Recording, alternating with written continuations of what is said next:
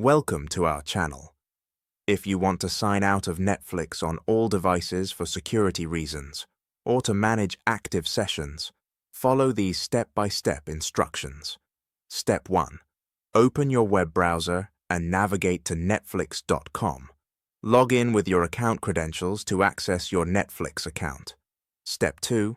Click on your profile icon in the top right corner of the screen and select Account from the drop-down menu. Step 3. Scroll down to the Settings section and locate the option labeled Sign Out of All Devices. Step 4. Click on Sign Out of All Devices to view a list of devices currently logged into your Netflix account. Step 5.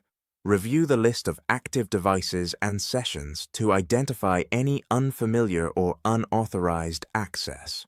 Step 6. Click Sign Out to log out of all devices immediately. This will require everyone to sign in again with your account credentials. Step 7. Wait a few minutes for the sign-out process to complete across all devices. Netflix will disconnect all active sessions. Step 8. Log back into Netflix on your preferred devices using your username and password. Consider changing your password if you suspect unauthorized access. Don't forget to like this video and subscribe to our channel.